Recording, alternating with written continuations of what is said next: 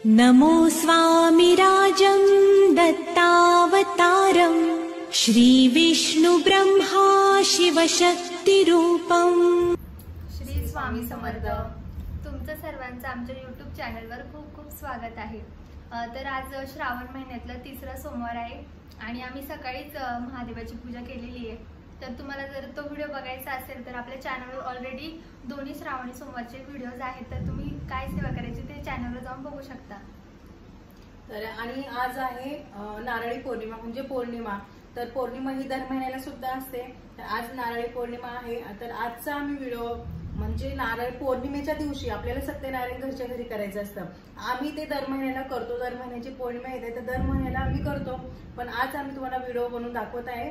आज आपण नारळी पौर्णिमेच्या दिवशी घरच्या घरी सत्यनारायण कसं करायचं ते बघणार आहोत। चला तर सत्यनारायणाची पूजा कशी करायची ते आपण बघूया।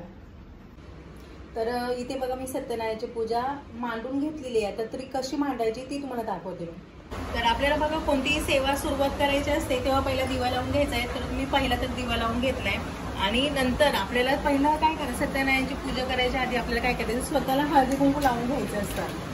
पहिलं स्वतःला हळदी कुंकू असं लावून घ्यायचं आणि नंतर पूजेला सुरुवात करायची। आणि आता नंतर आपल्याला सगळं पूजा सुरुवात करायची असते। तर इथे बघा मी पहिलं तर पाट घेतला। पाट घ्यायच्या आधी आपण खाली नाही गोमूत्र टाकून असं पुसून घ्यायचंय। मग पुसून घेतल्यानंतर पाट घेतला, पाटावरती आपल्याला सफेद कपडाच वापरायचा आहे। सत्यनारायणाची पूजा जेव्हा आपण करतो ना तेव्हा आपल्याला सफेद कपडाचा ठेवायचा असतो। तर पाटावर मी सफेद कपडा अंथरून घेतला।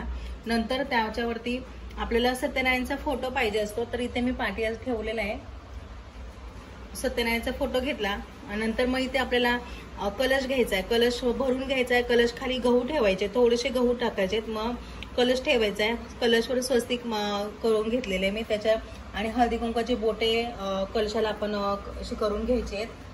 आणि त्यानंतर कलशामध्ये आपल्याला तांदूळ, सुपारी, पैसे आणि फूल टाकायचं आहे। आणि आपल्याला अशी आंब्याची पानं अशी लावायची खालतून। ह्या तामानाच्या खाली आंब्याची पानं तुम्हाला दिसत असतील, अशी 5 पाने आपल्याला आंब्याची लावायची आहेत।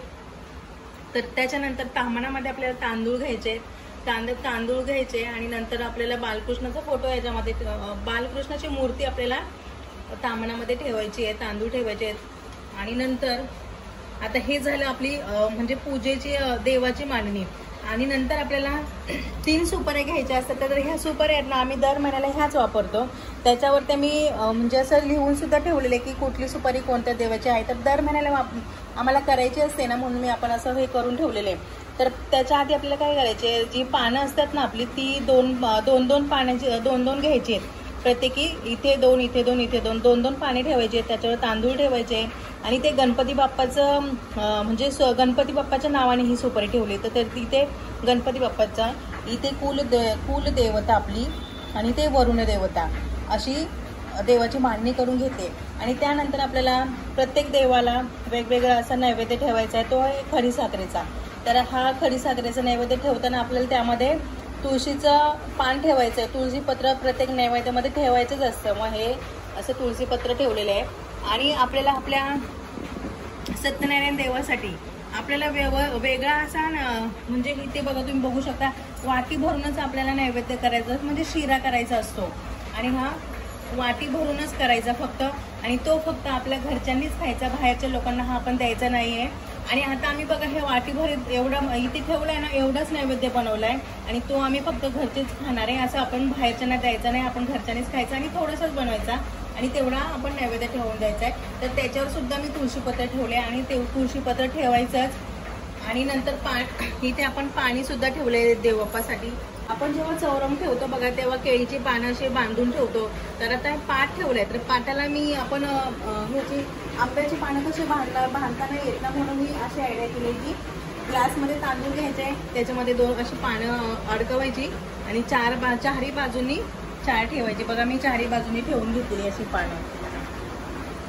आणि इथे आपल्याला आंब्याची पानं वापरायची। जेव्हा आपण सत्यनारायणाची पूजा करतो केळीचे अशी उभे करतो की नाही, तर आपल्याला इथे आंब्याचीच पानं वापरायची आहेत। अशा पद्धतीने ही सगळी मांडणी अशी मी करून घेतली आहे मस्तपैकी। इथे तुम्ही बघू शकता रांगोळी सुद्धा छान अशी रांगोळी काढलेली आहे। आणि अशा पद्धतीने आपली मांडणी अशी सगळी सत्यनारायणची मांडणी झालेली आहे. आणि आता आपल्याला काय करायचंय, मांडणी तर झाली आहे, सत्यनारायणची पूजा विधी ते बघा, हे बुक असं भेटतं आपल्याला, केंद्रामध्ये भेटतं हे. तर ह्याच्यामध्ये जे अध्याय आहे ना ते आता आपल्याला वाचायचे. तर ह्याच्यामध्ये कसं पूजा करायची ना ती सगळी माहिती दिलेली आहे. आणि नंतर ते अध्याय चालू होतात, इथे बघा पहिला अध्याय. मग हे जे अध्याय आहे ते वाचायचे. आणि शेवटी आपल्याला काय करायचं, इथे आरती सुद्धा या बुकमध्ये आहे, तुम्ही बघू शकता. ते सत्यनारायणाची आरती बघा, हे अध्याय वाचून झाले की आम्ही ही आरती बोलतो. तर अध्याय वाचून झाले आपल्याला आरती घ्यायची असते. तर अशा पद्धतीने आता ही मांडणी तर झाली आहे. आता आम्ही हे अध्याय वाचून घेतो आणि आरती करून घेतो. तर आता आपल्याला सत्यनारायणाची पूजा सुरू करायची. त्यापूर्वी आपल्याला पोथी वाचण्यापूर्वी आपल्याला पहिला श्री स्वामी स्तवन वाचायचं आहे. त्यानंतर आपण पोथी वाचायला सुरुवात करूया. तर आता आम्ही स्वामी स्तवन बोलून घेतो.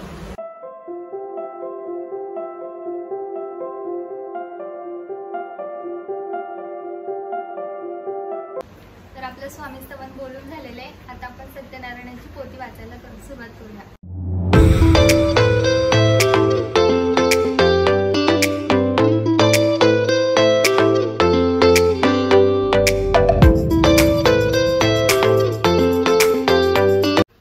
तर आपली पोथी वाचून झालेली आहे. आता आपण या पुस्तकामध्ये जी आरती दिलेली आहे ती आपण आता आरती बोलणार आहोत.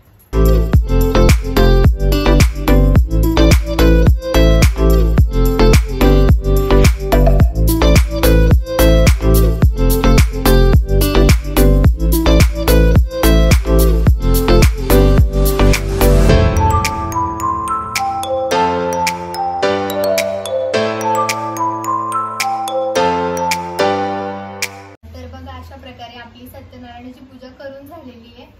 तर ही पोथी वाचायला आपल्याला जास्त वेळ नाही लागत, 1 तासामध्ये पोथी वाचून होते. तर तुम्ही प्रत्येक पौर्णिमेला सत्यनारायणाची पूजा नक्की करा. त्याने घरामध्ये खूप छान वातावरण राहतं आणि खूप प्रसन्न वाटतं ही पूजा केल्यानंतर. तर अशा प्रकारे आमच्या मस्तपैकी सत्यनारायण करून झालेलं आहे. आणि आमच्यासारखं तुम्ही दर महिन्याला सत्यनारायण करत जा. आणि आज आहे रक्षाबंधन आणि नारळी पौर्णिमा. नारळी पौर्णिमेच्या आणि रक्षाबंधनच्या तुम्हाला खूप खूप शुभेच्छा. तर अशा प्रकारे व्हिडिओ आवडला असेल तर लाईक करा, शेअर करा आणि सबस्क्राईब करायला विसरू नका. थँक्यू. बाय.